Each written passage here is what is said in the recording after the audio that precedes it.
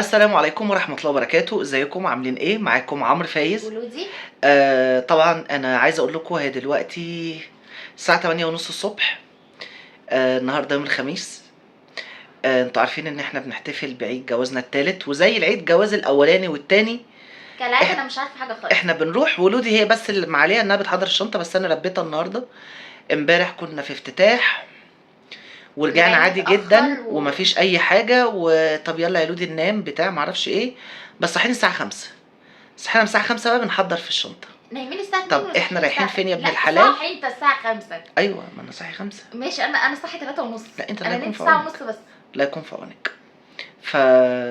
هنروح فين يعني يا لودي مثلا؟ ما اعرفش والله يعني فين مثلا؟ والله ما اعرف. انا حاولت ان انا يا ولاد اجتهد واذاكر وافكر واقول له احنا رايحين كذا رايحين كذا رايحين كذا، كله غلط. طب الحمد لله. تعالوا بقى بينا، وحضرنا الشنطة بره. والحمد لله. يعني انا واخده شنطه صغيره جدا جدا جدا، صغيره جدا، هتشوفوها جدا. نحاول نصور لكم فيديوهات كتير. بس تقولوا ان انا مش انا لوحدي اللي كده، عشان عمرو بيزعل. هحاول اصور لكم فيديوهات كتير حلوه ونتبسط، ما تنسوش بقى دعواتكم لينا زي ما انتم ما بتدعوا لنا كتير. أيوة. وان شاء الله تتبسطوا معانا، بس مش هقول لكم المكان، انتوا عرفتوا من العنوان اكيد. فيلا بينا نشوف بقى واحده واحده الطريق الفايب. اوكي، عايز تقولي حاجه؟ عايزه اقول لك شكرا جدا، وكل سنه وانا على قلبك. ميرسي. ويعني الولد صارف ومكلف، فانا يعني محتاجه ان انا اشكره كتير قوي يا ولاد والله. صارف ومكلف، هي لسه ما عرفتش حاجه وصارفين، ربنا يسترها علينا يا رب، والمكان يعجبك. ان شاء الله. هو مكان احنا اول مره نروحه، ف ان شاء الله خير. تعالوا بقى بينا نروح نشوف احنا رايحين فين. وجات لنا بقى العربيه. احنا اول حاجه كده احنا رايحين الرحله بتاعتنا بعربيه. هقول لكم بقى التفاصيل كلها. طبعا لو انتوا هتركبوا السوبر جيت، هتركبوا من شرق الدلتا، هتكون التكلفة 100 جنيه. لو هتركبوا في عربيات في المرج بتوصل للإسماعيلية ب75 جنيه، ومن عندها هتروحوا بقى أبو سلطان اللي احنا رايحين فيها الفندق. تمام. كده احنا ابتدينا ان احنا نتحرك. اول حاجة كان يوم خميس، فكان يوم خميس كانت اجازة رسمي، فكانت الدنيا الحمد لله رايقة. كان معانا سواق حد يعني محترم جدا جدا جدا. ابعت له تحياتي من هنا، تبعتي له تحياتك طبعا. بس ابتدينا ان احنا مشينا بقى من الطريق كله خط واحد. يعني انا فعلا زعلت انا ما رحتش بالعربيه، بس انا كنت خايف ان انا همشي في طريق سفر لمده ساعه ونص، وما اضمنش ممكن حاجه تحصل في العربيه وانا ما بعرفش اتصرف، ليه العربيه جديد، يعني انا جديد على العربيه، فاهمين؟ يعني المره اللي فاتت لما العربيه ولعت، راجل قال لي معاك ميه، افتكرت راجل عطشان. بيقول العربيه بتولع يا حبيبي. ابتدينا بقى كده. خلاص دخلنا الكارتة التانية. المفروض من الكارتة التانية دي بنخش اول كوبري يمين، بس اللي معانا ما خدش باله، فاحنا كملنا على طول. فدخلنا بقى في حتة غريبة، دخلنا في حتة غريبة غريبة غريبة، في حته مكسره، لان مش كل الاماكن ينفع تمشوا فيها، في حتت بتكون متقفله من القوات المسلحه بالزبط. فلازم تلفوا من مكان تاني علشان معسكرات الجيش والحاجات اللي زي دي. عايزه اقول لكم ان هو من ده السوق بقى بتاعهم. في كل حاجة، يعني السوق فيه كل حاجة، بس احنا بس يعني غالبا هو يعني ما اعرفش هو كل يوم ولا لا. بس عايزه اقول لكم ان الاسماعيليه دي من احلى الطرق اللي هتسافروا فيها. هتبقوا انتوا حتى بعيدا عن اللي بيسوقوا اللي قاعدين وكده، هيبقى من احلى الطرق اللي هتشوفوها، لانها كلها خضره وكلها زرع وكلها حيوانات، والفلل حتى اللي فيها حلوه جدا. واول مره اعرف ان الشروق وبدر بعيده فعلا عن القاهره. احنا كده بقى المفروض دخلنا خلاص، يعني قربنا من الفندق، بس رحنا في اتجاه غلط، فلا نرجع ونلف من الناحيه التانية. انا عايزه اقول لكم ان انا كنت مبسوط جدا، وانتوا هتتبسطوا معانا جدا جدا جدا. اهو ده الفندق. استنوا بقى، هننزل من العربيه وننزل الشنط، ونبدا بقى معاكم الجوله الشيقه اللي ان شاء الله هتعجبكم. ولو هتكملوا معانا بقيه الفيديو ما تنسوش تعملوا لنا لايك وشير وكومنت حلو، يعني لايك وكومنت بس، ويلا بينا في القناه اللي مش مشترك. يلا. احنا كده وصلنا الحمد لله، الحمد لله على السلامه. سنه طيبه. احنا في فندق جراند بالما، نستلم بس الغرف ونوريكم كل حاجه. ودخلنا بقى كده اللوبي بتاع الفندق. الفندق كده كده احنا هنقول لكم هنعمل لكم المميزات فيديو تاني في المميزات والعيوب بتاعه وازاي المكان. نحجز وكل حاجة. بس علشان احنا برضو في الاول كده احب اشكر استاذ شيماء جدا جدا جدا. دي من الناس اللي هم يعني ايه، اللي اللي هم نقدر نحجز بيحجزوا عن من طريقهم خلالها، الفندق. والاسعار بتاعتها بتكون فعليا ارخص من الفندق نفسه. وده موجود في اي مكان، لما بتلاقوا اي حد بتقدروا تحجزوا منه غير اللي في الفندق ده. بقى احنا طبعا احنا خدوا كل حاجة وبقية الفلوس، وبعدين قالوا لي ايه، انطلق. بصوا دي كابوريا صغيرة لحد ما يجي الوقت اللي احنا نستلم فيه الأوضة. بتاع التسكين. واحنا طبعا كنا واخد الأوضة على الفيو بتاعها بحر. ابتدينا بقى نقعد هنا، وطبعا ضربنا 2 قهوة. الدنيا هناك حلوة، والأسعار مش يعني مش غالية قوي يعني. كده كده برضو هنقول كل حاجة بس في الفيديو التاني، لأن مش كل الناس هتخش الفيديو ده تبقى حابة تعرف التفاصيل دي. لأن فخلينا العنوان أنا قايل لكم إن ده يعني بنحتفل علشان خاطر السنة التالتة يعني للجواز بتاعنا. انما بقى الفيديو التاني هيبقى فيه التفاصيل بالاسعار فالفيديو برقم ده استاذة شيماء، بكل الحاجات الحلوة والوحشة واللي هنضرب بعض عليها انا وولودي، مفيش مشكلة خالص. الفيديو ده عشان تستمتعوا بس معانا وتشوفوا الاجواء وتبقوا خرجتوا وسافرتوا ورحتوا وجيتوا الأوضة واحنا دي معاكم بقى كده. كانت ميزة من مميزات الفندق. ليه؟ علشان بنت صاحب الفندق كانت في التجديدات اللي هي بتعملها في الفندق، حبت ان هي تعمل الديكور المكرمية ده في الغرف. فدي كانت الغرفة الوحيدة اللي فيها الديكور ده، وبقية الغرف يعني كانت عاملة دي عينة لغاية لما تشوف هتعمل بقية الغرف كده ولا لا. وطبعا فجت من المكرمية حظنا هي احنا. في الفندق كله نفس الشغل ده، بس اللي عايز يروح المكان ده ياخد الغرفة رقم 103. هتتبسطوا جدا جدا جدا. وللمرة المليون بعمل فيو او بعمل اي حاجة لاوتيل، يا جماعة ما تركزوش مع الفيو، لان فعلا الفيو ما بيفرقش، لان احنا ما بنقعدش في بلكونات، صح كده؟ بالظبط. يعني انا على طول بقول كده، بس للاسف احنا ما بيبقاش فيه عندنا حاجة معينة. المهم ما نطولش عليكم وقولوا طول. ده بقى شكل الغرفة، شكلها حلو جدا. ودي طبعا بقى حبة مقرمشات كنت انا جايبها من ورا لودي كده من مشاريب. الكشك واحنا ماشيين. صح، مشاريب. طبعا فيها تلاجة وفيها كل حاجة، بس ما فيهاش كاتل. احنا طبعا لودي حبيبة قلبي كانت واخدة كاتل، فكنا مظبطين ايه كام حاجة واحنا رايحين. دي مشروبات، لان هناك احنا حتى انا واخد الفطار غدا عشاء، بس ما كانش فيه ولا مية ولا بيبسي. بس برضو في ميزة هناك، ان اسماعيلية زي القاهرة بنشرب من الحنفية، يعني مش زي مرسى مطروح، مش احنا ما زي العين السخنة. حبيناش بس هو عادي. يعني هي عادي، بس احنا اشترينا مية. بس اللي هيروح يشتري ياخد ازاز مية معاه برضو. هنا ده المطعم. كنا بناخد فيه وجبات معينة. طبعا بقى بصوا حاجات زمان، المكوة والباجور والصينية النحاس والحلة النحاس والقدرة وبتاعة غسل الإيد والمنقد بتاع الفحم. يعني حاجات من التراث كده ومن الزمن الجميل. وطبعا أنا حبيت إيه أظبط كده الدنيا وأصور لكم كده فيديو حلو لطيف جميل. خدنا الوجبات إيه، خدنا فطار غدا عشاء. اليوم اللي احنا رحنا فيه اتغدينا بس واتعشينا، وتاني يوم فطرنا واتغدينا واتعشينا، واخر يوم ده اللي احنا فطرنا فيه بس. يعني لو احنا جينا رايح يوم واحد يعني هتغدى واتعشى وافطر تاني يوم وانا ماشي. تقريبا انا مصور لكم الغدا والعشاء بس، لان هو العشاء هو الغدا، بس بيختلف ان الفطار والعشاء زي بعض والغدا مختلف بالظبط. لان الفطار بيبقى فيه مثلا طعميه. احنا اول يوم اتغدينا اكلنا اللي هي بولة رز وفراخ مشويه، وكان فيه سلطه طحينه وسلطه خضراء ومخلل. الاكل حلو. طبعا دي بالنسبه للوجبه بتاع الغدا. عجبك؟ ايوه. وايه تاني عجبك؟ بقيه الغدا اليوم التاني احنا اتغدينا مكرونه وبانيه. لسه هيجي بقى في اليوم التاني هتشوفوه. ده بقى البسين وده البحر. انا ولودي على فكره لما رحنا كنت بصينا للبحر كده اول مره، اللي هو الناس اللي في البحر دي بيعملوا ايه، واحنا كنا شايفين الكابوريايه دي في الاول، فالموضوع ايه يعني قلقنا مقلقين. المهم احنا قعدنا اول يوم ودخلنا نمنا يعني نمنا بدري، ولان احنا بقى كنا جايين من سفر، وقبلها انا ما كنتش نايم كويس، ولودي ما كانتش نايمه كويس، ولودي اصلا ما كانتش عارفه ان احنا رايحين في حته غير قبلها بما فيش. كنا احنا بره في افتتاح ورجعنا. لودي الساعه 2، طب صاحيين الساعه 5، احنا خارجين يعني رايحين فين؟ احنا مسافرين. فمسافرين دي هي ما كانتش فاهمه وما كانتش عارفه تجمع ايه، بس انا كنت مركز على الحاجات اللي تاخدها، اللي بس قلت لها خدي مايو، هي دي كلمه السر، خدي مايو.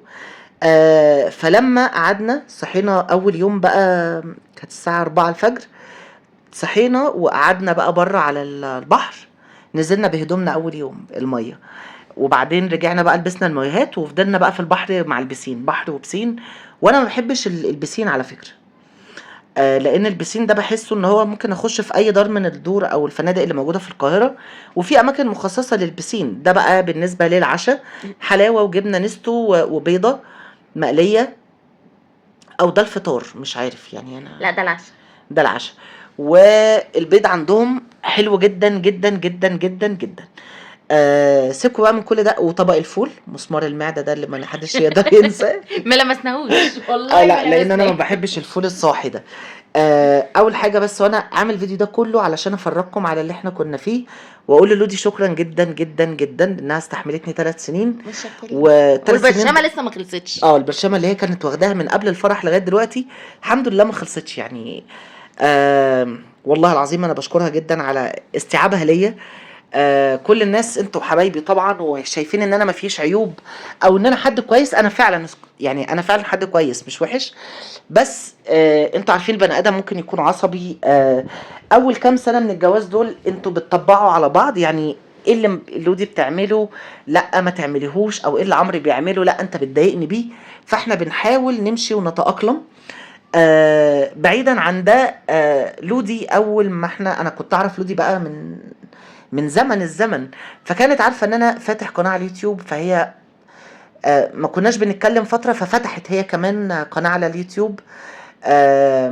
وبعدها بقى لما القناه بتاعتها بقى كانت واقعه جدا بقى يا حرام، فاديتها القناه اديتها القناه بتاعتي اللي هي كانت بتاعت التورت.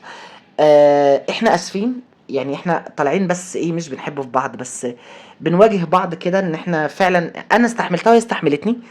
3 سنين ما عدوش هباء، الحمد لله. احنا من البيوت اللي ما فيهاش مشاكل الحمد لله، مش من الناس اللي بتغزي العين وتقول لا ده احنا زهقانين، لا احنا زعلانين. الحمد لله الحمد لله ما فيش نكد في بيتنا خالص. بشوف ناس كتير بتقول لا ده احنا مشاكل، ولا ده احنا ما اعرفش ايه. المايو بتاعي ده اللي منشور في تاني بلكونه. الحمد لله الحمد لله، ده من فضل ربنا علينا. اتعلمنا حاجات كتير جدا، اولهم اللي هي الجمله اللي بتتقال لا تعرف الناس ذهبك وذهابك ومذهبك. حتى ستوريات الفيسبوك نزلناها بعد ما رجعنا. ما بنصورش كده كده على اليوتيوب كتير، لان احنا مش واخدين على التصوير، مش واخدين على الرولز بتاعت اليوتيوب ان انا الدنيا مفتوحة، اقدر اصور اوضه النوم، مراتي تصور روتين، مع احترامي للي بيعمل كده. بس هو الموضوع عرض وطلب. ممكن اكون مميز في حاجة ومش مميز في حاجة، غيري نفس الكلام. في حاجات انا بقدر اعملها، وللاسف حاجات انا ما بقدرش اعملها. بنفتح بثات مباشر، بنعمل فيديو كل فين وفين. اغلب فيديوهات اللي على القناة بتاعت لودي، وده كان الغدا بتاع تاني يوم، الفيديوهات اللي عند لودي كلها اغلبيتها هدايا، وانا عندي اغلبيتها فلوجات وكده. فاللي عنده فكرة او اي حاجة يقدر يقولها لي ان احنا نقدر نعمل يعني نعمل محتوى يشرفكم ويشرفنا وحاجة كده. انتوا يعني نكون بنحترم نفسنا قبل ما نكون بنحترمكم، تكون الدنيا معانا كده حلوة باحترام، ما نكونش مكسوفين. لو حد عرف ان انا فاتح قناة من اليوتيوب وفتح القناة قدامي، ما بقاش مكسوف من فيديو او لقطة مراتي طلعت فيها كده او كده، لا عادي. دي حاجة. تاني حاجة، فانا بحبكم جدا جدا. شاركتونا 3 سنين، ما شفتوش مننا حاجة وحشة الحمد لله، شفتوا مننا الحلو بس. حتى لما بنبقى متضايقين، المضايقة العادية مش مضايقة في البيت بيني وبين لودي، مضايقة في الشغل، ما بطلعش خالص، بفضل ساكت، لان انا عندي السكوت علامة الرضا، فبفضل ساكت كده كتير. فانا بشكركم جدا جدا جدا جدا. ونخلي بقى الاستاذة لودي تتكلم شوية، يعني برضو ده اليونيفرسال بتاعها. مش عارفه اقول ايه، بس ده كل المكان اللي انتوا شايفينه قدامنا. وطبعا انا مع عمرو في اللي هو بيقوله ده جدا، وربنا يديم علينا نعمة الهدوء ونعمة الرضا، دول اهم حاجتين لازم يكونوا موجودين عندكم. يعني في ان انتوا تبقوا عايشين حياتكم بطريقة كويسة. زي ما انتوا شايفين كده، ده قدامكم المطعم. في كذا لقطة هتشوفوا فيها المطعم والبسين والبحر. عايزة اقول لكم البحر حلو جدا جدا جدا. بس لو انتوا معاكوا الشوز اللي هي بتتلبس بتاعه البحر دي هيكون احسن، علشان في زلط وصخر وحاجات زي كده في ارضية البحر يعني. دي طبعا كانت صور لينا، وده كده واحنا في العربية. دي احنا بقى ايه خلصنا يعني احنا رحنا خميس جمعة ومشينا يوم السبت الصبح، وحبيت انا وولودي بقى اخدها كده اسماعيلية نقعد كده في كافيه. قعدنا في كافيه بس انا اسف انا مش فاكر اسمه، هو سري حاجة هيجي يعني دلوقتي. وطبعا بعد ما خلصنا لازم بقى نحبس قبل ما نمشي، قبل بقى ما السواق يجي لنا. حبينا بقى نختم كده اليوم بأكلة سمك معتبرة. مطعم الفنار، كان في مطعم الفنار والصلاة على النبي عليه الصلاة والسلام، وفي كان مطعم تالت كان مسعد الشبيح. مسعد القماش. قلت له اكيد هناخد قهوة عدلات هناك. المهم دخلنا الكافيه ده حلو جدا جدا جدا، بس الجو عايزة كان نار. تروح بالليل علشان يبقى الجو حلو، لان الجو فيه حر جدا جدا جدا. ايا كان انتوا جنبكوا ميه، بس برضو في فرق ما بين إن الجو حر وفي ان انا جنبي ميه، يعني دوت من بعد العصر لغايه الفجر يبقى قمر. طبعا جبنا ميلك تشيك فانيليا لان ما كانش عنده مانجا، وابتدينا نروح ايه يعني احنا بس كنا عايزين نشرب ميه، يعني احنا ما كناش قادرين غير ان احنا نشرب ميه بس مش اكتر. وشربنا الاتنين ميلك تشيك، كان حلو جدا جدا جدا جدا. وسعره على فكره ما كانش غالي، انا تقريبا دافع 200 حاجه و60 على الميه بالخدمه بالاتنين ميلك تشيك، يعني برضو الاسعار ما كانتش عاليه. انا بقول لكم بس سعر ده ليه، لان ده مش هيجي في الريفيو بتاع الفندق ولا الاكل. المهم قعدنا شويه، وبعدين ما بين ده وما بين ده شارع البلاجات على ما اتذكر. كله كافيهات، كله فيه بلو بلو، فيه كذا كافيه. بس برضه الديكور بتاعه حلو قوي. الشارع ده عايز يتروح بالليل، لان كل في حاجات كتيره قوي احنا شفناها قافله، زي بتاع فشار وبتاع غزل بنات وحاجات عربيات كتيره كتيره كتيره. فلو رحتوه بالليل اكيد هيبقى تحفه. بس انا عتابي على اسماعيليه، يعني بلد المانجا والشجر، مفيش حته ظل، يعني يعني انتوا فاهمين مفيش حاجه ظل هنا. لودي حبت تساعدني، قالت لي انا فشلت فشل ذريع. عدينا دي بقى كذا، يعني احنا كان على يمنا بالظبط بالظبط بالظبط شطين، والفنار كان في اهو الفنار ده اللي على اليمين بعد بلاج الاسره. هو الشارع ده يا الأسرة حبايبي كله بلاجات وكله بتوع سمك، يعني انتوا من بدايه من الفنار لغايه قدام كله بتوع سمك. القماش ده لوحده، وفي مسعد القماش ومش عارفه مين القماش، عيله القماش كلها فاتحه. القماش عاملين شغل جامد جدا جدا هناك. بصوا الحمام، انا اتكسفت ان انا اصوره لكم، بس هو الحمام حلو، يعني الناس صارفه عليه، فالديكور برضو حلو قوي قوي قوي. طبعا قصه ديليسيبس بقى نقدر نحكيها لكم بعد كده. فريدنت ديليسيبس نقدر نحكيها لكم بعد كده في قصه هتكون بقى من اخراجي وتوقعاتي انا، يعني غير اللي التاريخ قاله. حرفيا انتوا هتبقوا بتاكلوا الاكل تحفه، هتبقوا بتاكلوا عايزين تناموا. في ولد هناك اسمه يوسف، احب اقول لكم كل اللي يروح هناك يتعامل معاه كويس ومؤدب ولطيف، وعمرو اتفق معاه عشان يفاجئني. فشكرا جدا يا يوسف. ناس على فكره كل الناس اللي هناك محترمه بشوشه، في ناس بتعرف تبقى ذوق، في ناس عارفه ان الجست اللي داخل لها ده هيقعد ساعه ساعتين 3 يمشي. ممكن من معاملته هو بعيدا عن الاكل حلو، معاملته هو اللي هتقدر تخلي الشخص ده هيجي تاني ولا لا. وطبعا دخلنا على منيو الاكل واحنا كنا عاوجين القصه، رجعنا ظبطناها تاني. طبعا انا اخترت البنجر وجبت البابا غنوج والطحينه، ولودي قالت لا لا لا مش عايزه، بس المهم جبت الحاجات دي عجبتها جدا. العيش تحفه، العيش تحفه، بالذات الرغيف اللي هم محمصينه ده يجنن، والبنجر والبرتقان انا مش عارفه هم ازاي حلوين كده. وطبعا جبنا شوربه سي فود، وجبنا انا بحب الصبيط، وطبعا هم هناك بيسموه صوبيا، فجبنا طاجن صوبيا، وجبنا طبقين رز، وجبنا نص جمبري. كيلو جمبري كده ايه نقرقشه واحنا قاعدين، واحنا كنا فطرانين مسمار البطن قبل ما ننزل يعني احنا كنا واكلين. والله احنا عندنا في التلاجة تقريبا بقية الصبيط. كلتي؟ لا. الف هنا. ماشي، ما كلتوش. ظبطنا الدنيا، وكنت عايز بقى اخر اليوم انا طبعا يعني استاذه شيماء اللي احنا حجزت لنا، قعدت اسالها هو في حد يقدر يعمل لي ديكوريشن للاوضه؟ قالت لي لا.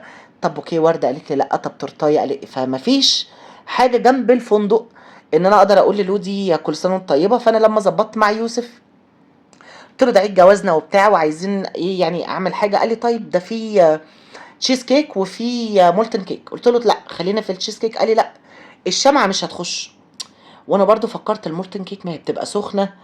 المهم جاب لي المولتن كيك ساقعه، وراح افتكر ان اليوم ده هو كان يوم 25، فافتكر ان 25/7 ده عيد جوازنا، فكتر خيره عملها لنا بالكراميل بس برضو. تصدقوا بالله يا حبايبي ان المولتن كيك دي احلى وهي ساقعه.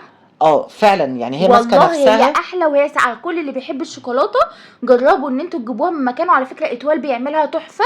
جيبوها وحطوها في التلاجة وكلوها ساقعه، هتحسوا بالطعم الغني بتاع الشوكولاته اللي هو زي اللي بيكون في تورته الفادج كده. وهناك بقى على فكره يعني لو انتوا حابين انتوا يعني اللي رايح مكان زي ده في مشروبات. يعني انا لو اعرف ما كنتش قعدت في كافيه قبل ما اجي، بس انا كنت حابب الجو بتاع الكافيه ان انا اشوفه. والرحله كده خلصت معانا، وكل سنه وانت طيبه يا لودي. شكرا. وده كان البرتقان والاناناس، ده كان كادو منهم. مم. ربنا يخلينا لبعض يا رب. ونفضل دايما كده بنطلع لكم بطاقه ايجابيه، وربنا ما يدخل ما بيننا شر. والحمد لله احنا ما بنسمعش لحد ولا بندخل حد ما بيننا. الحمد لله. ويا جماعه خلوا السر ما بينك انت ومراتك او ما بينك انت وجوزك. صدقوني مفيش حد هيعرف يتدخل ما بينكم خالص، ايا كان قريب غريب. انا ما بيني وما بين لودي بنقول حاجه، الحاجه دي ما بتطلعش بره، مفيش مشاكل. ناس كتير بتفهم الكلام اللي ما بين السطور والحاجات دي، بس انا بقول لكم كبسوله ان انا قاعد 3 سنين خدت على لودي فيهم من 2.5 بس تقريبا. 2.5 ما كانش فيهم مشاكل خالص. وبكده يكون الفيديو خلص، ويا رب الفيديو يكون عجبكم، وكل سنه وانت طيبه يا لودي. انت طيب يا عم. وربنا يخليكم لينا، ومحتاجين لايكات، محتاجين مشاهدات علشان يبقى دافع علينا ان احنا نكمل. وما تنسوش اللي انا قلت لكم عليه، ما تدخلوش حد ما بينكم. اي حاجة ما بين راجل ومراته لو حد تالت عرفها الموضوع بيبوظ. فصدقوني انا جاي لكم من بعيد وبقول لكم مش كل الجوازات وحشة ومش كل الناس متضايقة، لا الحمد لله الحمد لله، ربنا يديمها علينا نعمة. ان شاء الله هنزل لكم فيديوهات تانية كتير، فيديو الريفيو بتاع الفندق، وفي فيديوهين عند لودي ربنا يستر. فواحدة واحدة كده واستنونا. وما تنسوش بس احنا محتاجين كومنتات كتير جدا جدا جدا، كلها دعاء بس. تدعوا لنا يعني. عاوز تقولي حاجة؟ ان شاء الله نشوفكم في فيديو جديد، وما تنسوش تعملوا لنا لايك وشير وسبسكرايب للقناه هنا وهنا. بس كده، باي باي، السلام عليكم ورحمة الله وبركاته.